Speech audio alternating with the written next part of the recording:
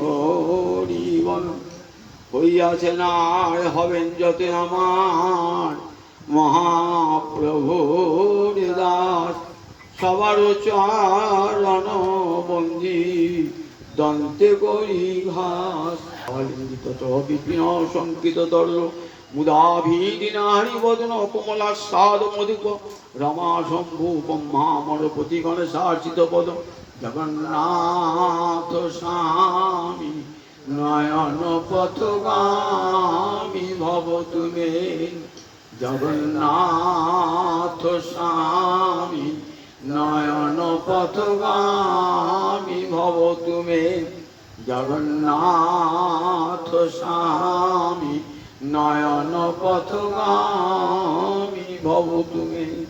জয় নিতাই ভক্তবৃন্দের চরণে আমার কোটি কোটি দণ্ডবত প্রণিপাত।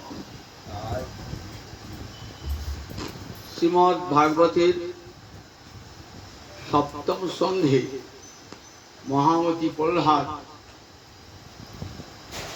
তার পিতাকে বললেন যে বাবা, সমগ্র বেদ শাস্ত্রে একমাত্র বিষ্ণু ভক্তি সার কথা। সেই বিষ্ণু ভক্তি যাজনের 9টি অঙ্গ আছে। শ্রবণং কীর্তনং বিষ্ণু শরণং পাদ সেবনং অর্চনং বন্দনং দাস্যং সক্ষম আত্মনিবেদনং ইতি পুংসার পিতা বিষ্ণু ভক্তিশ্চেদ নবলক্ষণা। ভক্তি মহারানীর এই 9টি অঙ্গকে বলে সাধন ভক্তি। সাধন ভক্তি মানে ইন্দ্রিয় সাধ্য যে ভক্তি, চক্ষু দিয়ে ভগবানকে দর্শন করছেন, এটা একটা সাধন ভক্তি। কান দিয়ে হরি কথা শুনছেন, এটা একটা সাধন ভক্তি। তুলসী পত্র দিয়ে গোবিন্দকে অর্চনা করছেন, এটা একটা সাধন ভক্তি। গোবিন্দের চরণে ভক্তি নিবেদন করছেন, এটা একটা সাধন ভক্তি। পূজা করছেন, অর্চনা করছেন, এটা একটা সাধন ভক্তি। ইন্দ্রিয়ের দ্বারা সাধ্য যে ভক্তি, তার নাম সাধন ভক্তি। সেই সাধন ভক্তি 9টা অঙ্গ। 9টা অঙ্গের একটা অঙ্গকেই ছুলেই ভক্তি মহারানী জানতে পারেন আমাকে স্পর্শ করেছে। 9টা অঙ্গই যে আপনাকে করতে হবে তার কোনো মানে নেই। এক অঙ্গ সাধে কেহ সাধে বহু অঙ্গ নিষ্ঠা হইলে উপজয়ে প্রেমের তহার অঙ্গ। এক অঙ্গ সাধে কেহ সাধে বহু অঙ্গ নিষ্ঠা হইলে উপজয় প্রেমের তহার অঙ্গ। একটা অঙ্গ যদি আমি সাধন করি তাহলে কৃষ্ণ প্রাপ্তি করব। প্রমাণ আছে? অবশ্যই প্রমাণ আছে। মহারাজ পরীক্ষিত 7 দিন ব্যাপী বসে বসে কৃষ্ণ কথা শ্রবণ করছে। আর কোন তার ভজন দেখাতে পারবেন? ওটা ভাগবত খুলে কোথাও দেখবেন আর তার ভজন নাই। যখন গিয়েছেন হরিদ্বারে ব্রহ্মকুণ্ডের তীরে, তখন তার অনেকটাই বয়স, পরিণত বয়সে গিয়েছে। এতদিন রাজ ঐশ্বর্যেই মাতোয়ারা হয়েছিলেন, অভিশাপগ্রস্ত হয়েছেন বলে আজ হরিদ্বারে ব্রহ্মকুণ্ডের তীরে এসে উপস্থিত হয়েছেন। আমি তো আসন্ন মৃত্যু, আমার কর্তব্য কি?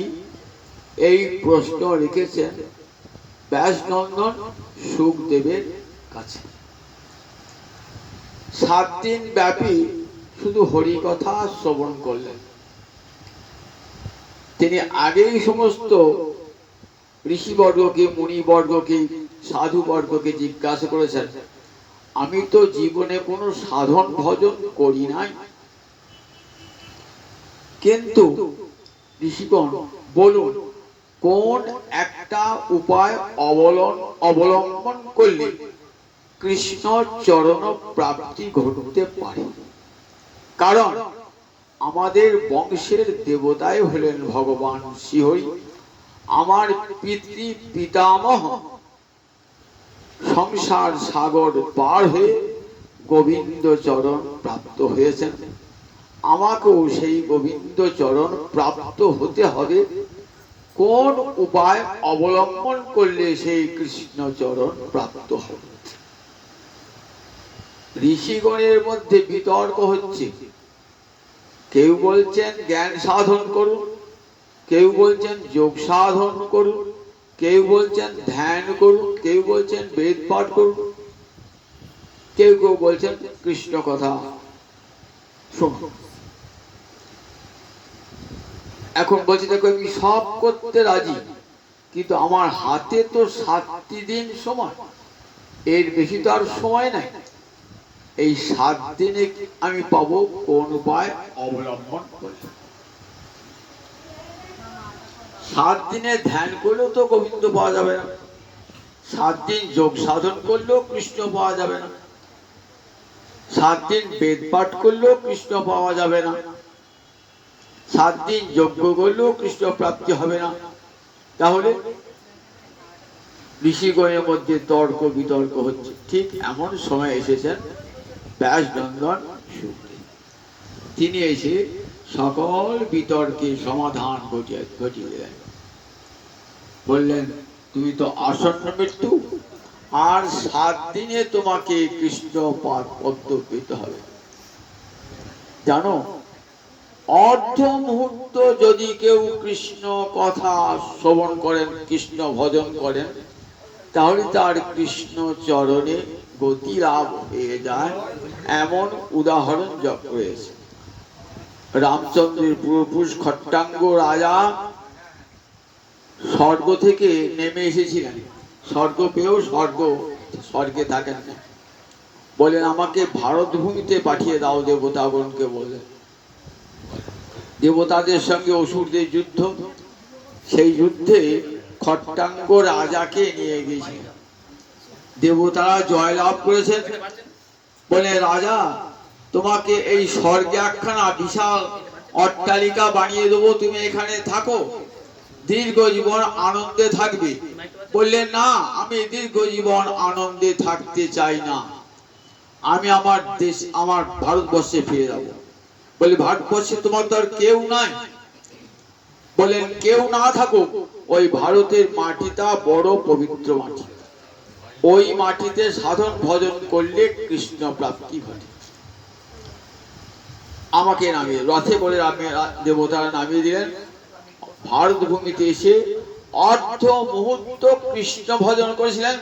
এই অর্ধ মুহূর্তে কৃষ্ণ চরণ প্রাপ্তি। তাই মহারাজ তোমার কাছে 7 দিন সময় আছে, তুমি 7 দিন বসে বসে কৃষ্ণ কথা শ্রবণ করো। 7 দিন বসে বসে কৃষ্ণ কথা শ্রবণ করে কি পেলেন? ভেজে খগেন্দ্র ধ্বজ পাদমূলম। খগেন্দ্র ধ্বজ পাদমূলম অর্থাৎ গরুর যার পতাকা স্বরূপ সেই গোবিন্দের চরণ প্রাপ্ত হয়েছিলেন। 7 দিন কৃষ্ণ কথা শ্রবণ করে দেহটার যে দেহটা, এই পার্থিব দেহটা, সেটা পুরে ছাই হলো। কৃষ্ণ কথা শুনতে শুনতে অন্তরে আর একটা দেহ তৈরি হয়ে গেছে, সেটি পার্শ্বদ দেহ, ভক্তের দেহ। সেই দেহটা পেয়ে চলে গেলেন বৈকুণ্ঠে। এই দেহ নিয়ে তো বৈকুণ্ঠে যাওয়া যাবে না। তাই হরিকথা শুনতে শুনতে শুনতে শুনতে কি হয়, একটি ভজনযোগ্য দেহ তৈরি হয়ে যায়। যেই সেটি সিদ্ধি লাভ করে, তখন এই মাতৃগর্ভজাত দেহটার পতন ঘটে যায়। মাতৃগর্ভে সন্তান থাকে 9 মাস 10 দিন। যে 9 মাস 10 দিন হয়ে যায়, সন্তান কিন্তু আর মাতৃগর্ভে থাকবেন না, ভূমিষ্ঠ হয়ে যান। ঠিক তেমনি হরিকথা যিনি শ্রবণ করছেন, শুনতে শুনতে শুনতে ভিতরে আর একটি ভজনযোগ্য দেহ তৈরি হচ্ছে। সেই দেহটা দিয়ে গোবিন্দ লোকে চলে গেল। মহারাজের পরীক্ষিতের পার্থিব দেহটা, মাতৃগর্ভজাত দেহটা তক্ষক দংশন করলো বটে, কিন্তু ভিতরে ভজনযোগ্য দেহ নিয়ে চলে গেলেন গোবিন্দ চরণে। তাহলে 7 দিন কৃষ্ণ কথা শ্রবণের ফল একটা অঙ্গ যাচন করছেন। সুখদেব কীর্তনে, সুখদেব কিন্তু আর কোনো ভজন করেন নাই, বসে বসে 7 দিন কৃষ্ণ কথা বর্ণনা করেছেন। 7 দিন মাতৃগর্ভ থেকে ভূমিষ্ঠ হয়ে চলে এলেন পিতার কাছে, বসে হরিকথা শ্রবণ করলেন। সেই হরিকথা নিবেদন করলেন হরিদ্বারে ব্রহ্মকুণ্ডের তীরে। 7 দিনে তার হরিকথা শ্রবণ করে সুখদেব চলে গেলেন সুখদেবের কৃষ্ণ চরণ প্রাপ্তি করলেন। শ্রবণং কীর্তনং বিষ্ণু শরণং। প্রহ্লাদ মহারাজ আর কিচ্ছু করেন নাই, কেবল স্মরণ করতেন ভগবানকে সব সময়। স্মরণ হলো মনের ধর্ম। মনের ধর্ম, মনটাকে তৈরি করতে না পারলে তো স্মরণ হবে না। আমাদের মনে কি স্মরণ হবে? সবসময় বিষয় স্মরণ হয়, সংসারের কথা স্মরণ হয়, গোবিন্দের কথা স্মরণ হয় কি হয় না? প্রহ্লাদের অন্তরে কেবল স্মরণ, গোবিন্দ স্মরণ। প্রহ্লাদ স্মরণে কোথা থেকে পেয়েছিলেন? মাতৃগর্ভে যখন ছিলেন তখনই গুরুকৃপা লাভ হয়ে গিয়েছিল। দেবর্ষি নারদ বসে বসে তার জননীকে হরিকথা শ্রবণ করাতেন। গর্ভে থেকে প্রহ্লাদ সেই হরিকথা শুনতেন। ভূমিষ্ঠ হয়ে সে হরিচরণ ছাড়া আর কিছুই জানতেন না। দিবারাত্র হরিস্মরণে মগ্ন থাকতেন প্রহ্লাদ। এই স্মরণে গোবিন্দ চরণ প্রাপ্তি হয়েছিল প্রহ্লাদের। প্রহ্লাদ স্মরণে পৃথুস্ব পূজনে, পৃথু রাজা, ভাগবতে পৃথু রাজার কাহিনী আছে। অঙ্গরাজার নাতি পৃথু রাজা, তিনি গোবিন্দ চরণ পূজা করেছিলেন তুলসী গঙ্গা জল দিয়ে। আর সেই পৃথু রাজা পূজন করি, গোবিন্দকে অর্চনা করি চলে গেলেন গোবিন্দ পাদ পদ্মা। লক্ষ্মী গোবিন্দ অঙ্গিরি সেবনে গোবিন্দের চরণ সেবা করেছেন। সেই চরণ সেবা করার জন্য বৈকুণ্ঠেশ্বরী হয়েছিলেন। প্রহ্লাদ স্মরণে, তদ অগ্নি ভজনে, পৃথুস্ব পূজনে, বন্দনে কপিপতি, বন্দনে অক্রূর, কপিপতি দাস্যে, কৈপতনে হনুমান, হনুমান দাস্য ভক্তি রসে আবিষ্ট। রামচন্দ্রের দাস আমি, এইটার অন্তরের একমাত্র বাঞ্ছা যে আমি জন্মে জন্মে যেন রামচন্দ্রের দাস হতে পারি। আমি মুক্তি চাই না, ভক্তি চাই না, আমি যেন জন্মে জন্মে রামচন্দ্রের দাস হতে পারি। কপিপতি দাস্যে, এই দাস্যের ফলে হনুমান রামচন্দ্র লোকে চলে গেলেন, বৈকুণ্ঠে চলে গেলেন। কপিপতি দাস্যে অর্জুন সখ্যে, অর্জুন গোবিন্দের সখা, সখ্য রাশি মাতারা থাকতেন, সবসময় গোবিন্দকে সখারই ভাবনা করতেন। এই সখ্য রাশি গোবিন্দকে পেয়েছেন অক্রূর স্তু অভিবন্দনে। অক্রূর পেয়েছেন কেবলমাত্র কৃষ্ণকে প্রণাম করে, কৃষ্ণকে প্রণাম করে। আর বলি রাজা সর্বস্ব নিবেদনে, সমস্ত গোবিন্দ চরণে অর্পণ করে বলি রাজা কৃষ্ণ চরণ প্রাপ্ত হয়ে গেলেন। আমার আজ বক্তব্য যে একটি কৃষ্ণ চরণে প্রণামের কত বড় শক্তি। একটা প্রণামে, এই প্রণামটা 9টা সাধন ভক্তি, একটা অঙ্গ প্রণাম। অক্রূর স্তু অভিবন্দনে, অক্রূর একমাত্র কৃষ্ণচরণে প্রণাম জানিয়েছিলেন, আর সেই প্রণাম জানানোর ফলে তার কৃষ্ণ প্রাপ্তি ঘটেছিল। কৃষ্ণ প্রণামের যে কত দাম সেটাই আপনাদের শোনাব। দেখুন, গীতা শেষ হয়ে গেল, শেষ অষ্টাদশ অধ্যায়ে পৌঁছে গেলাম। সেখানে ভগবান কি বলছেন অর্জুনকে? সর্বগুচ্ছতম ভুয়ো সেনুমে পরমে বচন। এতক্ষণ যে অনেক কথা বলেছিস তোমাকে না, এবার সার, সমস্ত গীতার সার কথাটা তোমাকে শোনাচ্ছি। কারণ তুমি আমার অত্যন্ত প্রিয় ঘনিষ্ঠ সখা, তাই তোমাকে আমি সার কথাটি শোনাচ্ছি। অর্জুন তো শুনছেন, বলছে না না, এটা আরো ভালো, ভুয়ো মানে পুনরায় আরো ভালো করে কান পেতে শোনো। তুমি আমার ইষ্ট মেয়ে, তুমি আমার অত্যন্ত প্রিয়জন, তো তাই তোমাকে বলছি। সবাইকে বলি না, প্রিয়জন ছাড়া আমি কাউকে বলি না। সেটি কি কথা দেখুন, সমস্ত গীতার সার নির্যাস। মন্মনা ভব মদ্ভক্ত মজ্জাজি মাং নমস্কুর মামেব এষ্যসি সত্যন্তে প্রতিজানে প্রিয়সিনে। এইতে দুবার আছে গীতায়, একবার নবম অধ্যায় দেখবেন আর একবার 18 অধ্যায়। কথাটি কত গুরুত্বপূর্ণ, দুবার বলেছে। সেই জন্য মন্মনা ভব মদ্ভক্ত, অর্জুন তুমি মনটা আমাকে দিয়ে দাও। প্রভু পারবো না, মন কি আমার নিয়ন্ত্রণে আছে নাকি? আমি এই ভাগবত শুনছি, মনটা বাড়িতে পড়ে রয়েছে, কি অন্য কোথাও পড়ে রয়েছে, কাউকে আসতে কথা আসবার কথা দিয়েছি, সে এলো কিনা মনে মনে ভাবছি, কি বাড়িটা ছেলেটা অসুস্থ হয়ে রয়েছে তার কথা ভাবছি, ছেলেটা বাড়ি ঢুকবে তার কথা চিন্তা করছি। তাহলে বলে মন তো আমার নিয়ন্ত্রণে নাই, তাই আমি মনটা তোমাকে দিতে পারবো না। প্রভু পারবে না, বেশ দিও না, মনটা দিও না। মন মরা মত ভক্ত, তাহলে তুমি আমার ভক্ত হয়ে যাও। ভক্ত মানে 9টা সাধন ভক্তি, শ্রবণ কীর্তন স্মরণ বন্দন একটা করো। বলে না না, ও আমি তো ক্ষত্রিয় সন্তান, আমার নাম গুড়াকেশ, আমি রাত্রি জেগেও কি করে কি নিক্ষেপ করতে হবে সেটা শিখি। দিন রাত রাত্রিবেলা তো জেগে আমি শিখি কেমন করে তীর নিক্ষেপ করতে হবে। কাজে ওইটি তো আমার সাধনা, কাজে বসে বসে আমি তোমার কথা শুনতে পারবো না। আচ্ছা মজ্জাজি, একটা তুলসী পাতা একটা গঙ্গা জল আমাকে দিতে পারবে? বলে না না, সেও আমার সময় হবে না, তোমাকে তুলসী পাতা গঙ্গা জল দেওয়ার সময় হবে না। তাহলে তাহলে শেষ কথা বলেছি, মাং নমস্কার, আমাকে সকাল সন্ধ্যায় একটা নমস্কার করতে পারবে।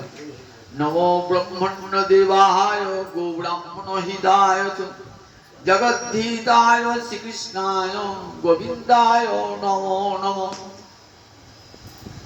হে কৃষ্ণ করুণা সিন্ধু দীনবন্ধু জগৎপতে গোপেশ গোপিকাকান্ত রাধাকান্ত নমস্তুতে। এইটি ভজন শুরু হোক। তুমি যদি কিছুই না পারো, সকালবেলা করে আমাকে প্রণাম জানাবে, সন্ধ্যাবেলা আমাকে প্রণাম জানাবে। কেমন করে প্রণাম করবো ঠাকুর? বলে দেখো, প্রণাম শব্দের অর্থ হলো প্রপূর্বক নম ধাতু ঘম করে প্রকৃষ্ট রূপে নত হওয়া।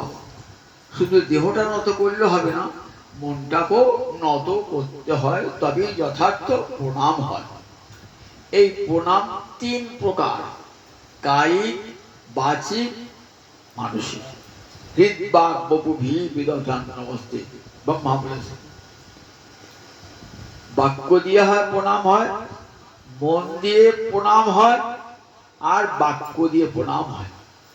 মন দিয়ে, বাক্য দিয়ে, দেহ দিয়ে, 3 দিয়ে হয়। কায়িক বাচিক মানসিক।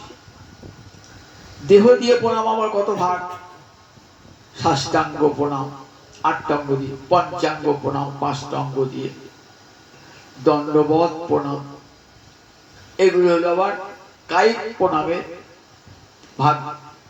যদি কায়িক প্রণাম করতে অসমর্থ হই, আজকালকার দিনে মানুষের হাঁটু ভাঙা, ঘাড় নত করা কষ্ট করা, তা বললে বাচিক বাক্য দিয়ে প্রণাম করবে আমাকে। যে না পারো বাক্য দিয়ে করবে আমাকে।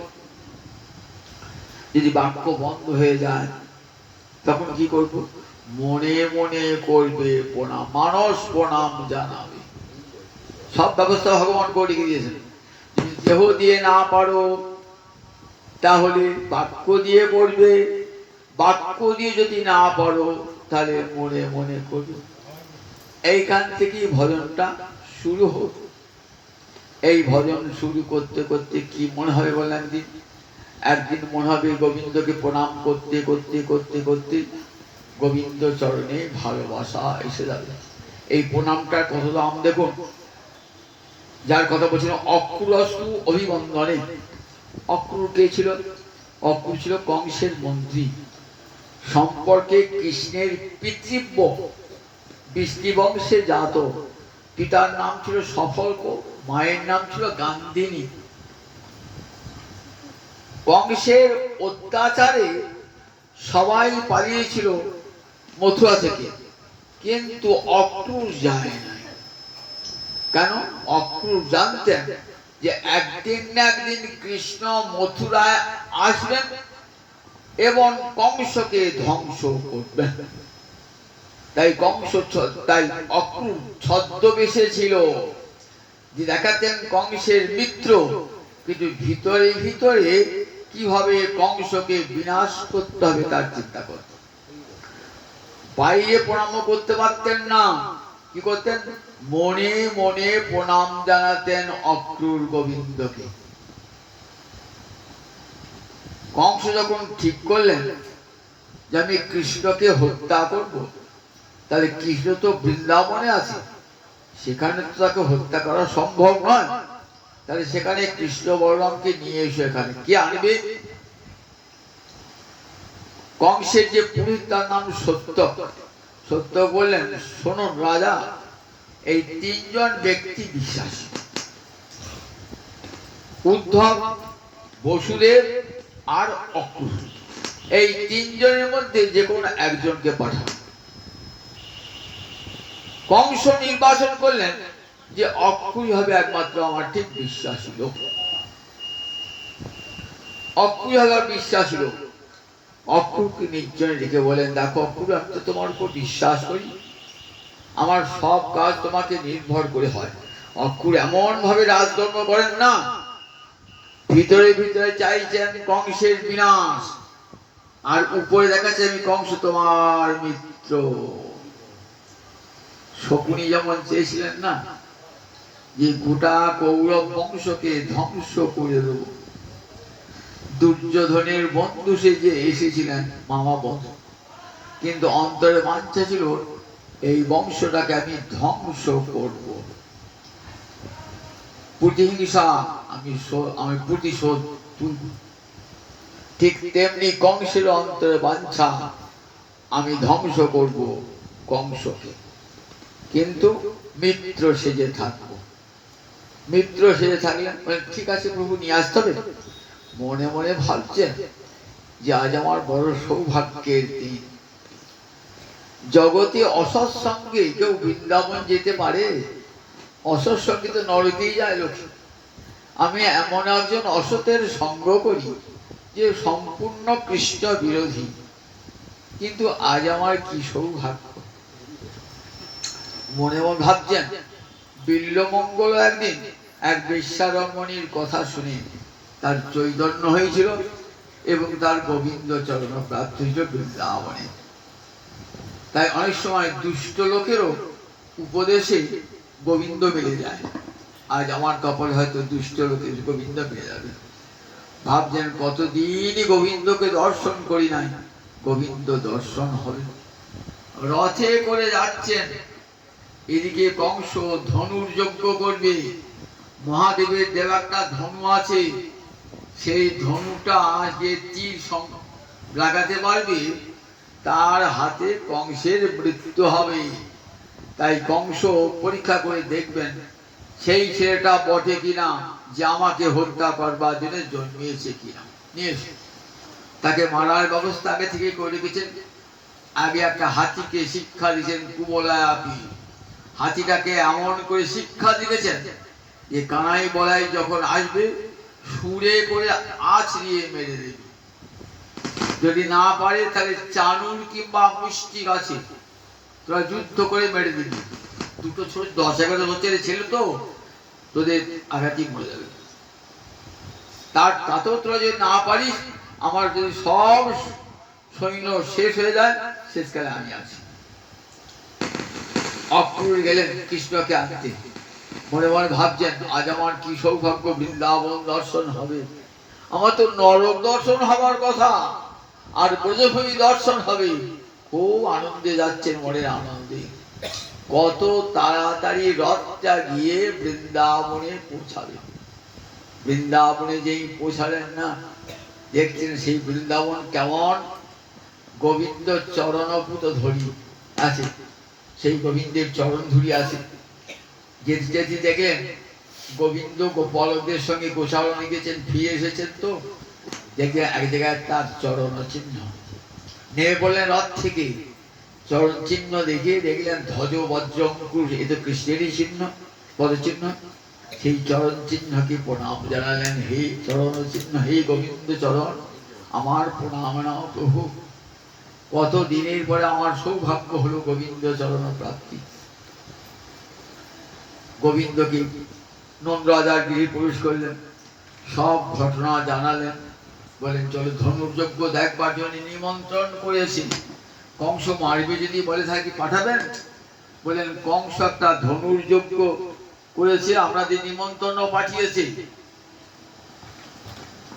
নন্দ মহারাজ আপত্তি করলেন না। কিন্তু অক্রূর জানেন যে কৃষ্ণকে নিয়ে যাচ্ছি কংসকে বধ করবার জন্য। যদি বলি তাহলে নন্দ মহারাজ কৃষ্ণ বলরামকে পাঠাবেন না। তাই নন্দ বলরামের সঙ্গে কৃষ্ণ বলরামের সঙ্গে নন্দ মহারাজ গেলেন। যখন যাচ্ছেন কৃষ্ণ বলরামকে নিয়ে না, গোবিন্দ চরণ দর্শন হল, সাক্ষাৎ দর্শন হল। দেখুন পদচিহ্ন দর্শন, তারপর নন্দালয়ে গিয়ে সাক্ষাৎ কৃষ্ণ বলরামের দর্শন। তাহলে দেখুন এই মানুষ প্রণামটা কত দাম, মনে মনে প্রণাম জানাতেন, সেই প্রণামের ফল আজ কিরকম। দেখুন সম্পর্কে অক্রূর পিতৃব্রত, প্রণাম করতে সাক্ষাতে প্রণাম করতে পারেন না, কৃষ্ণ প্রণাম নেবেন না, কাকার প্রণাম নেয় বাকি ভাইপো প্রণাম নেন, বৃহস্পতি প্রণাম নেবেন না। তাই মনে মনে প্রণাম জানাতেন, দূর থেকে প্রণাম জানাতেন। যখন নিয়ে যাচ্ছেন গোপীরা তো নয়ন জলে ভাসছেন, অক্রূরকে অভিশাপ দিচ্ছেন যে অক্রূর, তোমার অক্রূর নাম কে রেখেছিল, তোমার মতো ক্রূর জগতে আর নাই, তোমার অক্রূর নাম কে রেখেছিল, তুমি ক্রূরের শিরোমণি, তোমার অক্রূর নাম কে রেখেছিল। অক্রূর মানে যার মনের মধ্যে কোনো ক্রূরতা হিংসা নাই, তাকে বলে অক্রূর। গোপিয়া নয়ন জলে ভাসছেন, অক্রূর তোমার নামকে, তোমার নামটা সার্থক হয় নাই, তুমি ক্রূরের শিরোমণি।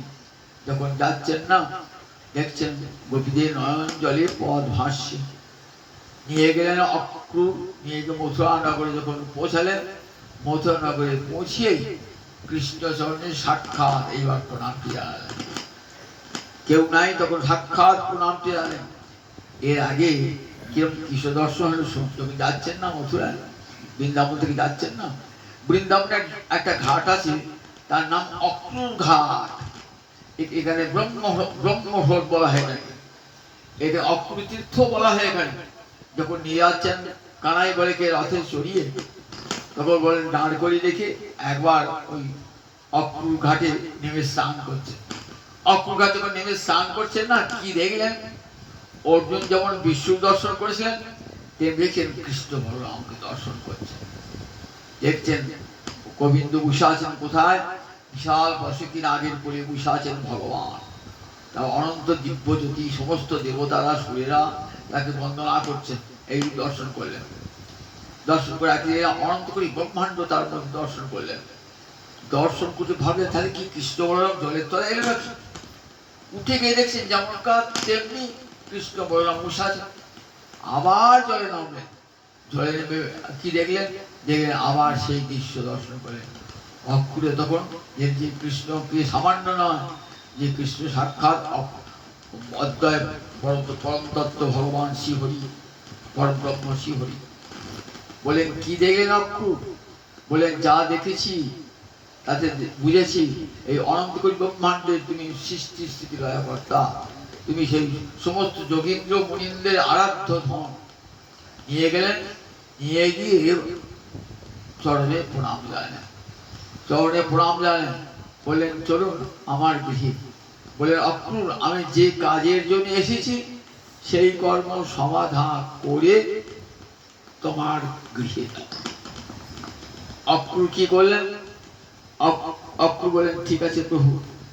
কংস বধের পর শ্রীকৃষ্ণ অক্রূরের গৃহে গিয়েছেন। অক্রূর কৃষ্ণচরণ অক্রূরের প্রাপ্তি করেছিল। তাহলে দেখুন, একটা প্রণামীর কত কৃষ্ণ প্রণামী নপুনর ভবায়। গোবিন্দ চরণে একবার যে প্রণাম জানায় তার আর পুনরায় জন্ম হয় না। দশাশ্বমেধি পুনরেতি, 10টা যে অশ্বমেধ যজ্ঞ করেছে সে আবার ফিরে আসবে। কিন্তু একবার যদি কেউ কৃষ্ণ চরণে কৃষ্ণ তোমার হই যদি বলে একবার, ভববন্ধ হইতে কৃষ্ণ তারে করেন পার। ভববন্ধ হতে কৃষ্ণ তাকে পার করেন। এই প্রণামের পর প্রণাম করতে করতে কি মনে হবে? প্রণাম করতে করতে মনে হবে যাহা গোবিন্দকে আমি ভালোবাসে যাবে। তখন মনে হবে গোবিন্দ চরণে একটা করে তুলসী পাতা দিই না কেন? একটা করে তো কি করে তুলসী পাতা দেওয়া যায়?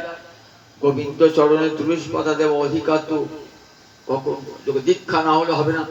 তখন গুরুচরণ আশ্রয় করতে ইচ্ছা হবে। গুরুচরণ আশ্রয় করে তখন গোবিন্দ চরণে তুলসী পত্র দান হবে, অর্চনা শুরু হয়ে গেল।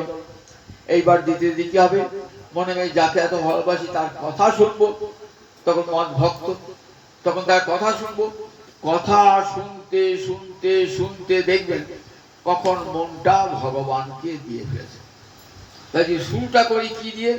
যদি শুরুটা করি নমস্কার দিয়ে, নমস্কার দিয়ে শুরু করলাম, তারপরে আরম্ভ হলো যাজন, আরম্ভ হলো, তারপরে তার শ্রবণ কীর্তন হলো, ভক্তি অঙ্গ যাজন হলো, তারপরে কি হয়? মনটা ভগবানে চলে যায়, মনটা ভগবানে চলে যায়, সমগ্র মনটা ভগবানে চলে যায়। দেখবেন মহারাজ অম্বরীশ সবই মন কৃষ্ণ পদারবিন্দয়, সমস্ত মনটা গোবিন্দ চরণারবিন্দে অর্পণ করে দিয়েছেন। রাজা হয়েও, অনন্ত ঐশ্বর্যের অধিপতি হয়েও মনটা গোবিন্দ চরণারবিন্দে অর্পণ করে দিয়েছেন। কি করে? ঠিক এমনি করে ভক্তি অঙ্গ যাজন করতে করতে করতে মন চলে গেছিল একবারে গোবিন্দ চরণ। মনের ধর্ম তাকে কি গোবিন্দ চরণে আনার সোজা কথা? গীতায় সে যে মন সংযোগ, মন চঞ্চল হি মন কৃষ্ণ প্রমাথি বলবৎ দৃঢ়। মন হে গোবিন্দ, মন যে বড় চঞ্চল, চিত্ত বিক্ষেপকারী, সে বড় শক্তিমান, তাকে কেমন করে বসে আনবো? বললেন কি বলে উত্তর দিলেন? বৈরাগ্যেন, বললেন অভ্যাসেন বৈরাগ্যেন বিচ্ছতি। অভ্যাস করো আর বৈরাগ্য অবলম্বন করো। কিন্তু সোজা কথা, অভ্যাস এবং বৈরাগ্য কথার কথা নাকি? এমনি হতে কি হবে? মনটা ভগবানে একদিন না একদিন ঠিক দেখবেন চলে গেছে। তখন কি হবে? সমস্ত অনুরাগ, সব যে ভালোবাসা ছিল সংসারী পত্নীতে পুত্রেতে, সেই ভালোবাসা চলে যাবে কোথায়? ভগবান শ্রীহরিতে। দেখো রাজর্ষি ভরত, যার নামানুসারে এই ভারতবর্ষের নাম হয়েছে। এই ভারতবর্ষে আগে নাম ছিল অজনাভ বর্ষ।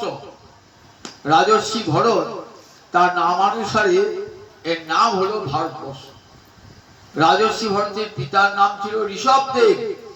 ঋষভদেবের জ্যেষ্ঠ পুত্র রাজর্ষি ভরত। কৃষ্ণ কথা এত বড় রাজ ঐশ্বর্যের অধিপতি হয়েও মনটা কেবল কৃষ্ণ চরণে। কৃষ্ণ চরণে মন দিতে দিতে কেমন অবস্থা হলো দেখুন। শুধু স্তজধার সুদান সুহৃদ রাজ্যং হৃদ স্পৃশ জহ যুবৈব মলবৎ উত্তম শ্লোক লালস।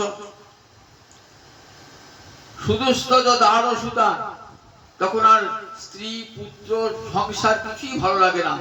মন যখন গোবিন্দে চলে যায়, মনটাই তো ভালোবাসার স্থান, সে মন যখন গোবিন্দে চলে যাবে, যে মনটা পত্নীতে দিয়েছেন, পুত্রে দিয়েছেন, অর্থে দিয়েছেন, বিষয়ে দিয়েছেন, যখন গোবিন্দ চরণ দেবেন না, তখন দেখবেন গোবিন্দ মনটা আপনাকে কেড়ে নেবেন না, আর কোন জায়গায় মনটা যেতে দেবেন না। রাজর্ষি ভরতের মনটা ঠিক এইরকম একবারে গোবিন্দের কাছে চলে গিয়েছে। তখন শুধু আরো সুদান, যে পত্নীকে ত্যাগ করা যায় না, যে পুত্রকে ত্যাগ করা যায় না, সুহৃদ রাজ্য হৃদস্পৃশক, যে বন্ধু বান্ধব আত্মীয় স্বজনকে ত্যাগ করা যায় না, বিশাল রাজ্য ত্যাগ করা যায় না, ত্যাগ করলেন যহু মরবত, যহু যুবৈব মরবত উত্তম শ্লোকল আলস। যহু মানে ত্যাগ করলেন। কখন ত্যাগ করলেন? বৃদ্ধ বয়সে অনেকে ত্যাগ করেন। ত্যাগ করতে হয় না, আপনা আপনি ত্যাগ এসে যায় বৃদ্ধ বয়সে, আর সংসারের প্রতি কোনো আকর্ষণ থাকে না, কিন্তু আপনা আপনি আকর্ষণ কেটে যায়। কিন্তু যৌবন বয়সে সংসারের প্রতি, পত্নী পুত্র ঘর সংসারের প্রতি কত আকর্ষণ। সেই অবস্থায় রাজর্ষি ভরত সংসার ত্যাগ করেছেন। যুবই কেমন করে ত্যাগ করলেন তার জন্য কোনো আক্ষেপ নাই। মলবৎ, মল ত্যাগ করে ঘৃণায় যেমন সেদিকে কেউ ফিরেও তাকায় না, ঠিক তেমনি করে সংসার পত্নী পুত্র ত্যাগ করে ঘৃণা ভরে উপেক্ষা করে আর তার দিকে একবার ফিরেও তাকালেন না। কোথায় চলে গেল মনটা? চলে গেল গোবিন্দ চরণ। বলেন মহারাজ পরীক্ষিত অবাক হয়ে শুনছেন যে আমার তো কৃষ্ণচরণে মনটা যাওয়া উচিত ছিল। আমাকে গোবিন্দ, আমি যখন মায়ের পেটে তখন গোবিন্দের কৃপা পেয়েছি, কিন্তু সারাটা জীবন কি করলাম বিষয় নিয়ে কাটালাম, মনে মনে ভাবছেন।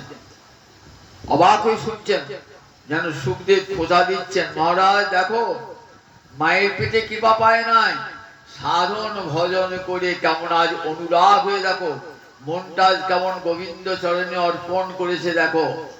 মরবত উত্তম শ্লোক আলস, ভজন করতে করতে মন যখন গোবিন্দ চলে যায়, উত্তম শ্লোক আলস, তখন লালসা জন্মায়। কতদিনে হে গোবিন্দ তোমার কৃপা পাবো, গোবিন্দ তোমার কৃপা পাবো কতদিনে।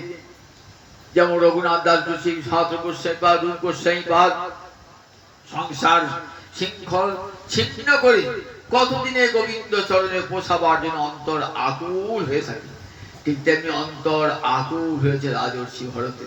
একদিন সর্বস্ব পরিত্যাগ করে উত্তম শ্লোক লালস গোবিন্দ চরণ প্রাপ্তির লালসায় সব বিসর্জন দিয়ে চলে গেলেন কোথায়? নির্জন, নিজ পুত্রের সব ভার অর্পণ করে চলে গেলেন কোথায়? চলে গেলেন গণ্ডকী নদীর তীরে পুলহ আশ্রমে। ঋষির আশ্রমে বসে ভজন করছেন। কিরকম মায়ার খেলা দেখুন, মন থেকে সব দূরে সরিয়ে দিয়েছেন। মন থেকে মায়া ছাড়বে, আবার মনটাকে দেখুন কোথায় নিয়ে এলো। একটা হরিণ শিশু, নিজের শিশুকে পরিত্যাগ করলেন, আর হরিণ শিশু, গর্ভবতী হরিণী নদীতে জল খেতে এসেছে। একটা সিংহের গর্জন শুনে যখন নদীটা পার হয়ে যাবে, তখন গর্ভ থেকে স্খলিত হয়ে একটি শিশু মৃগ শাবক বার হলো, জলে ভেসে যাচ্ছে।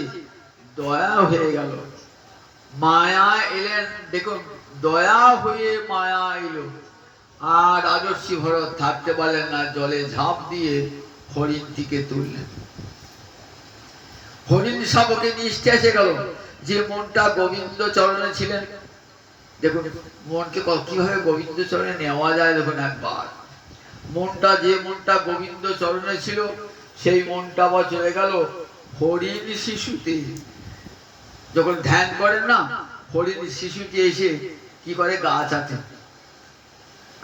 কচি কচি ঘাস খায়, রাখে গায়ে হাত গোলা, ধ্যান ভেঙে যায়। নিজের ছেলেকে ত্যাগ করে দিয়ে এসছেন, পুত্রকে ত্যাগ করেছেন, হরিণ শিশুর মায়ায় বললেন। কিন্তু কৃষ্ণ স্মৃতি যায় না, কৃষ্ণ ভক্তি নষ্ট হয় না কখনো। এমনি করতে করতে একদিন হরিণ শিশুটা বড় হয়েছে, কোথায় ঘাস খেতে খেতে হরিণ শিশুটা হারিয়ে গেছে। তখনই তার জন্য কাঁদতে লাগলেন, তোমাকে মানুষ করলাম, এত বড় করলাম, কোথায় গেলেন? তখন সম্বিত ফিরল, ছি ছি, আমি নিজের সন্তানকে পরিত্যাগ করে এসে আমি আমি একটা হরিণ শিশুর মায়া করেছি। ছি ছি। এই হরিণ চিন্তা করতে করতে কি করলেন, ওই জলেতে স্নান করতে গিয়ে ওই হরিণ শিশু কথা চিন্তা করতে করতে প্রাণ পরিত্যাগ করেছেন, পরে জন্মে হরিণ হয়ে জন্মালেন। গীতায় কি বলেছে, যা চিন্তা করতে করতে প্রাণ পরিত্যাগ করবে পরজন্মে তাই প্রাপ্তি হবে। হরিণ জন্ম প্রাপ্ত হয়ে গেল। হরিণ জন্ম প্রাপ্ত হলে কি হবে, এ হরিণটি মনের 5টি হরিণ মতো নয়, কিন্তু এর মনটা গোবিন্দ চরণে। ছি ছি, আমার হরিণ জন্ম হলো কেন? যে কৃষ্ণ ভক্তি নিয়ে জন্মেছিলাম, সেই কৃষ্ণ ভক্তি কোথায় গেল? হরিণ শিশুকে আর কারু সঙ্গ করেন না। ঋষিগণ যেখানে বেদ পাঠ করেন, পুরাণ পাঠ করেন, হরিণটি বসে বসে কান পেতে শোনে। কি খায় হরিণটি? ঋষিরা খায়, প্রসাদ খায়, ফেলে দেয়, সেই পাতা চাটে হরিণ শিশুটি। এমনি করে ঋষিদের পাশাপাশি ঘুরে বেড়ায় সবসময়। এমনি করতে করতে একদিন হরিণ জন্ম শেষ হয়ে গেল। এই হরিণ জন্ম 3য় জন্মে জড় ভরত হয়ে জন্মালেন। জড়ন্মত্ত পিশাচ। জড় ভরত নন, কিন্তু একবারে কৃষ্ণনিষ্ঠ মন, কিন্তু প্রতিজ্ঞা করেছেন আর কারুর সঙ্গ করব না, কাউকে কথা বলবো না। সঙ্গ করার জন্য আমার পতন হয়েছিল, আর কারুর সঙ্গ করব না। বাবা চেষ্টা করলেন লেখাপড়া শেখাতে। লেখাপড়া কি শিখবেন? সর্বশিক্ষা, সমস্ত বেদের সার শিখে ফেলেছেন তো। প্রভু কয়ে বিদ্যা মধ্যে কোন বিদ্যা সার, কৃষ্ণ ভক্তি বিনা বিদ্যা নাহি আর। রায় কহে কৃষ্ণ ভক্তি বিনা বিদ্যা নাহি আর। রায় রামানন্দ সংবাদে মহাপ্রভু জিজ্ঞাসা করছেন রায় রামানন্দকে, প্রভু কহে বিদ্যা মধ্যে কোন বিদ্যা সার, রায় কহে কৃষ্ণ ভক্তি বিনা বিদ্যা নাহি আর। রায় রামানন্দ বলছেন কৃষ্ণ ভক্তি উপর আর বড় বিদ্যা নাই। তা যে কৃষ্ণ ভক্তি বিদ্যা পেয়েছে, সেটা আর জগতের অন্য কোনো ব্যাকরণ ছন্দ অলঙ্কার শিখতে আসবে? আর শিখতে আসবে না। কৃষ্ণ ভক্তি বিদ্যা পেয়ে গিয়েছে তো কিছুতেই লেখাপড়া শেখাতে পারলে না। বাবা বলে আমার এই ছেলেটি মূর্খ হয়ে পড়ে থাকলো, ব্রাহ্মণের ছেলে মূর্খ, যে কি গতি হবে, ভাবছে কি করে খাবে চিন্তা করছে। বাবা চলে গেলেন, মা চলে গেলেন। এইবার ভাইদেরও দিয়ে থাকেন। ভাইরা তো ভালো করে দেখতে পায় না। ভাইদের বউরা, ভাইরা দেখলো, ভাইদের বউরা দেখে না। কি খেতে দেয়? গরুর খাদ্য খেতে দেয়। যে খাদ্য ফেলে দেয় তারা সেই খাদ্য খেয়ে দেয়। ভরত কিন্তু নির্বিকার, সন্তুষ্ট যে নকে রচিত। গীতায় বলা আছে না, ভক্তিযোগী লক্ষণ। ভক্তিযোগী সব যে অবস্থায় থাকুক না কেন, ভাবেন গোবিন্দ যেমন অবস্থায় রেখেছেন আমি তেমনি অবস্থায় আছি। ঘাস খাচ্ছি, গো খাদ্য তাই খাচ্ছি। গরুকে খেতে গিয়ে গরু খায় না, সেই খাবারটা দিচ্ছি, তাই খাচ্ছে। ভাইরা বলছেন যাও মাঠে গিয়ে শস্য পাহারা দাও, সেখানে গিয়ে মাঠে শস্য পাহারা দিচ্ছে। সেখানে মনে মনে কৃষ্ণ ধ্যান করছেন, কৃষ্ণ চিন্তা করছে, মনে মনে কৃষ্ণ চিন্তা করছে। একদিন কি ঘটনা ঘটলো দেখো। একদিন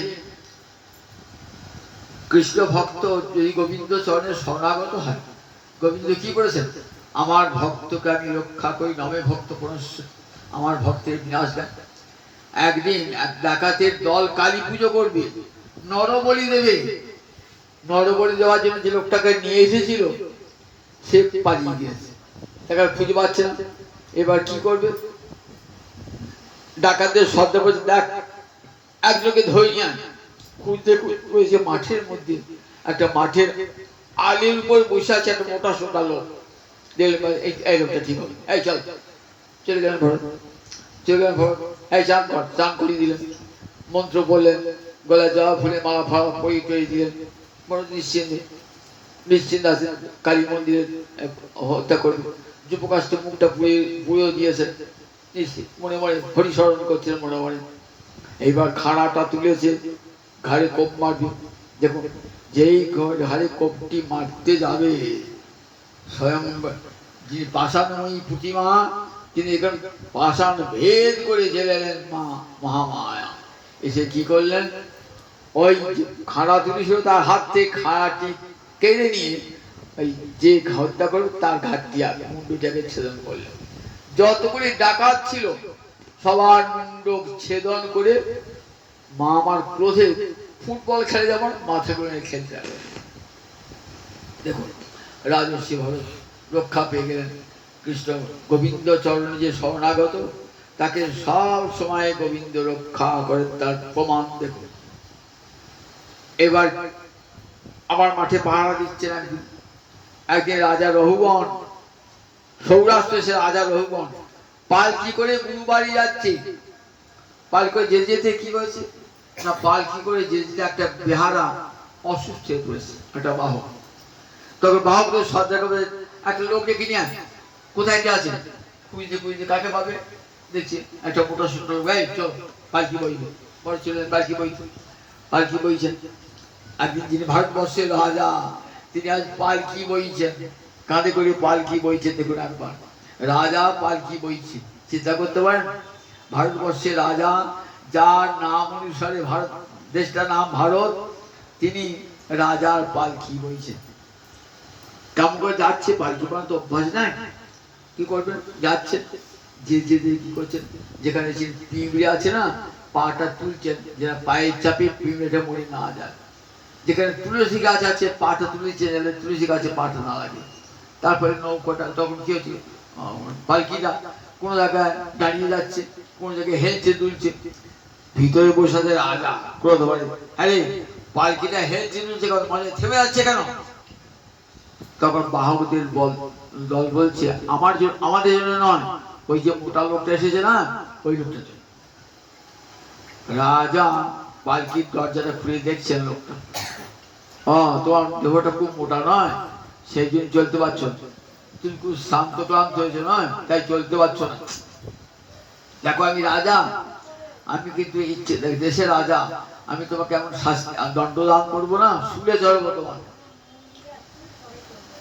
তখন বলছেন, শুনুন রাজা, আপনি যে আমাকে বললেন না তুই মোটা, আমি মোটাও নাই রোগাও নাই, আর আপনি যে বলছেন আমি চলতে পারছি না, আমি চলি না তো, আমি চলি না, আমি চলিও না, আমি কোথাও থাকিও না। তারপর বলতে আপনি যে বললেন যে আপনি শান্ত, বলে আমি ক্লান্তহীন, আমি শান্ত নেই ক্লান্ত নেই। আপনি যে বললেন আপনি রাজা, ওটা কালকে উল্টে যাবে, আমি কাল রাজা হব, আমার পালকি বইবেন। এই বাবু নামা তো পালকিতে, নামা তো পালকিতে নামা। আচ্ছা তুমি যে বললে আমি রোগাও নই, আমি মোটাও নই, তা বলে আমার দেহটা রোগা, দেহটা মোটা হতে পারে, আমি জীবাত্মা সে রোগাও নয় সে মোটাও। আমাকে বলছে আমি চলতে পারছি না, আমি জীবাত্মা, আত্মা তো চলে না, আত্মা চলে না, আত্মার স্থির থাকে না, আত্মা চলে আবার চলে না। তুমি যে ক্লান্ত শান্ত, আমার দেহটা ক্লান্ত, আত্মা ক্লান্ত হয় না। আর আমি যে বললেন রাজা, বলে রাজা বললে আমি তোমার দণ্ডদান করতে পারি, হ্যাঁ পারেন, এখন আপনি আমাকে রাজা হয়ে দণ্ডদান করতে পারেন, কিন্তু বলে রেখে দেবেন একদিন এমন দিন আসবে যখন দেব আমি রাজা হয়ে পালকি যাচ্ছি, আমি আমার পালকি বইছে। তখন যে লোক নয়তো আত্মজ্ঞান দান করছে, আত্মজ্ঞান সম্পন্ন, এসে চরণে পুরন্তিত প্রণাম জানিয়েছেন। বলছেন আপনি কি? বলছেন আপনার পরিচয় দেন। বলছে আমি সৌরাষ্ট্র দেশের রাজা, সৌরাষ্ট্র রাজা। কোথায় যাচ্ছেন? গুরু বাড়ি যাচ্ছি। কি জন্যে? ভক্তি শিক্ষা করবার জন্য, গুরু কাছে উপদেশ নেওয়ার জন্য। ভরত হেসে বললেন, বলছেন গুরু বাড়ি যাচ্ছেন পালকি চড়ে, অন্তরে অহংকার, রাজা এই অহংকার নিয়ে আবার ভক্তি শিক্ষা করছিলেন। শিষ্য কখনো গুরু বাড়িতে নিজের অহংকার নিয়ে যায় নাকি? তার ধনের গরব, বিদ্যার গরব কিছু থাকে, থাকলে গুরুদেব উপদেশ দান করবেন। যতক্ষণ জ্ঞানের গরিমা, বিদ্যার গরিমা, ধনের গরিমা, বিদের গরিমা থাকবে, ততক্ষণ পর্যন্ত গুরুদেবকে উপদেশ দানই করবেন না। গুরুর কাছে দিনহীন হয়ে যেতে হয়, তবেই গুরুদেবের কৃপা বাড়ি বর্ষিত হয়। আবার দেখুন, গুরু বাড়ি যাওয়ার পালকি চলে যেতে নাই, কি করে যেতে হয়? ভক্তের পদধূলি গায়ে মাখতে মাখতে যেতে হয় গুরুদেবের কাছে, তবেই ভক্তি লাভ হয়। ভক্তি লাভের সর্বশ্রেষ্ঠ পন্থা হলো ভক্তের চরণ ধরি অঙ্গে মাখা। বিনা মহৎ পাদ রজভিষেকম, মহতের পদধূলি ছাড়া কৃষ্ণ ভক্তি লাভ হবে না। একথা প্রহ্লাদ বলেছেন, একথা রাজর্ষি ভরত বললেন। বললেন দেখো, যত শাস্ত্র পড়ো, যত উচ্চ কুলে জন্মাও না কেন, যত সম্ভ্রান্ত বংশে জন্মাও না কেন, কৃষ্ণ ভক্তি লাভ যতক্ষণ ভক্তের চরণ ধরি গায়ে না মাত্র ততক্ষণ কৃষ্ণ ভক্তি লাভ হবে, কৃষ্ণ প্রাপ্তি ঘটবে না, কৃষ্ণ ভক্তি লাভ হবে না। যখন বৈকুণ্ঠের দুয়ারে পৌঁছাবে না, তখন কি করবে? বৈকুণ্ঠে দাঁড়িয়ে দেখে নেবে তোমার বৈকুণ্ঠে প্রবেশের যোগ্যতা, দেখবে মাথায় ভক্ত পদধূলি আছে কিনা। যদি মাথায় ভক্ত পদধূলি থাকে তবেই বৈকুণ্ঠে ঢোকার অধিকার তোমার, গোলকে ঢোকার অধিকার তোমার, বৃন্দাবনে ঢোকার অধিকার তোমার। যদি না থাকে তাহলে ঢুকতে পাবে না।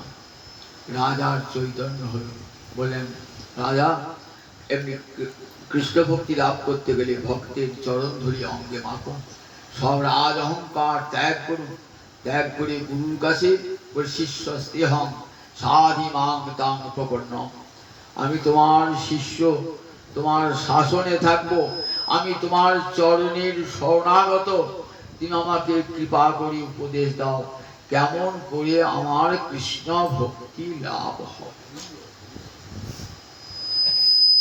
রাজর্ষি ভরতের কেমন হরি অনুরাগ দেখুন।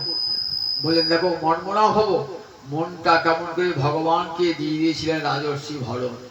এমনি করে আমরা দেখতে পাই আমাদের রঘুনাথ দাস গোসাই পাদ মনটা কেমন করে ভগবানকে দিয়েছিলেন, রূপ সনাতন মন কেমন করে ভগবানকে দিয়েছেন, ধন জন ঐশ্বর্য সব তুচ্ছ হয়ে গেল। এই তো ভাগবতে কথা বললাম, গৌলীলা দেখুন, রূপ সনাতন তখনকার দিনে সোনার টাকায় মাইনে পেতেন, রাজবংশের সন্তান, উচ্চ ব্রাহ্মণ কুলে জন্ম, এমন পাণ্ডিত্য তাদের গ্রন্থগুলো পড়ে দেখবেন যে কতখানি পণ্ডিত ছিলেন, বিদ্বান ছিলেন তারা, সমাজে বহু সম্মানিত তারা। তার সব মান সম্মান যশ অর্থ বিত্ত সব পায়ে ঠেলে দিন বেশি ভজন করছেন বৃন্দাবনে।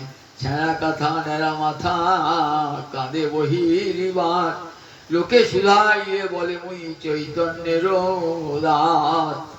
বৃন্দাবনে থাকবার একটা ঘর নাই, একটা কুড়ে ঘর নাই, গাছের তলায় শুয়ে আছেন। একদিন এই বৃক্ষের তলে, পরের দিন অন্য বৃক্ষের তলে মাধুকরী খাচ্ছেন। কোথাও সঞ্চয় করবেন না, হাতে যেটুকু হয়, কেউ ভোল মাঠা দিলে তাই খেয়ে দিবারাত্র কৃষ্ণ আনন্দে মাতোয়ারা গ্রন্থ লিখছেন, বসে বসে গ্রন্থ লিখছেন। ভবিষ্যতে আমাদের মতো অধমজন যাতে কৃপা পায় তার জন্য কত কত গ্রন্থ আছে লিখে গেলেন জগৎকে কৃপা পাওয়ার জন্য। তাহলে কৃষ্ণ ভক্তি এমনই না, হৃদয়ে এলে দেখুন মন কেমন, গোবিন্দ চরণ ছাড়া আর কোথাও মন যায় না। গোবিন্দ তখন বলে দেখো এইটি গীতার শেষ বাণী, বলে মনমনা ভব, মন তখন একবারে গোবিন্দে অর্পিত হয়ে যায়। অর্পিত হলে আর সংসার স্ত্রী পুত্র অর্থ বিত্ত কোনো দিকে আর মন থাকে না। প্রহ্লাদকে যেমন বলছেন, প্রহ্লাদ তুমি কি নেবে বলো, কত দুঃখ কষ্ট সহ্য করেছো আমার জন্য। নৃসিংহদেব বলছেন প্রভু আমি তোর কাছে কিছু পাবার জন্য তো তোমার ভজন সাধন করি নাই, কোনো কিছু পাবার জন্য। আমার বাবার তো মেলা টাকা ঐশ্বর্য ছিল, আমি ঐশ্বর্য চাইও না, আমি মুক্তিও চাই না। আমি আবার অনেকে মুক্তি সাধন করবার জন্য বনে গিয়ে সাধন তপস্যা করছে, মুক্তি আমি চাই না। আবার স্বর্গের সুখ ভোগ্য সম্পদ আমি চাই না। কি চাও তবে, কিছু আমার কাছে নেবে না? তা বলে বেশ থাকো, এইটি কি রাও দেখুন, যা প্রীতি অবিবেকী নাং বিষয়েষু অনুপায়নি তা মনু শরত স্বামী হৃদয়াতে না পোষক। বললেন দেখো, যা প্রীতি অবিবেকী না, অবিবেকী ব্যক্তির বিষয়ে যেমন ভালোবাসা, বিষয় থাকবে না, আজ আছে কাল নাই। আজ যে রাজার ছেলে, কাল সে ভিখারি। রাজার যে রাজ্যপাট যেন নাটুয়ার নাট, যতক্ষণ রঙ্গক্ষেত্রে রয়েছে তত রাজা, যে অভিনয় শেষ হয়ে গেল বিক্রি। বলেন ঠিক সেই রকম জগতে আমাদের বলে দেখো রাজার যে রাজ্য পাঠ যেন নাটবার না, আজ ধন জন ঐশ্বর্য আছে, কাল আর কিছুই নাই, বিক্রি হয়ে গেছে। কিন্তু অবিবেকী ব্যক্তির এই ধন জনই আগ্রহ, কি করে ধন সম্পদ সঞ্চয় করব। বলেন একটা ধন সঞ্চয় করো, প্রেম ধন সঞ্চয় করো, আর অন্য কোনো ধন সঞ্চয় করতে হবে না। মানব জীবনকে যদি চরিতার্থ করতে চাও, সার্থক করতে চাও, তাহলে প্রেম ধন সঞ্চয় করো, যে প্রেম ধনে গোবিন্দকে পাওয়া যাবে। আমার মহাপ্রভু নিতাই চাঁদ জগৎ জীবের দ্বারে দ্বারে কেমন করে প্রেম ভক্তি লাভ হবে জগৎকে দান করলেন। এত বড় দান তো আর কেউ করেন নাই। চণ্ডাল প্রতিটি জীবের ঘরে ঘরে যাইয়া হরিনামে মহামন্ত্র দিচ্ছেন বিলাইয়া, যারে দেখে তারি কহে দন্তে দিন ধরি, আমারে কি নিয়াল একবারে বলো গো হরি। জগৎ জীবের দ্বারে দ্বারে নাম দিচ্ছেন, নাম করে কলিযুগে আর তোমরা কিছুই পারবে না। বসে বসে হরে কৃষ্ণ কৃষ্ণ কৃষ্ণ হরে হরে, হরে রাম রাম রাম হরে নাম করতে বলো, আর সাধু মুখে হরি কথা শ্রবণ করো। করতে করতে দেখবেন মনটা গোবিন্দ চরণে চলে গিয়েছে। তখন জন্ম সার্থক, জন্ম আবার যে পরবর্তী জন্ম হবে, সেই জন্মে যদি মনুষ্য জন্ম পাও, আবার যে ভক্ত গৃহে ধনবান ধনী গৃহে জন্ম হবে, সুচি ব্যক্তির গৃহে জন্ম হবে, যেখান থেকে আবার কৃষ্ণ ভজন আরো এগিয়ে যাবে, জীবনটা সার্থক হয়ে যাবে, ধন্য হয়ে যাবে। জয় নিতাই, মাঝে অনেক রাত্রি হয়ে গেছে।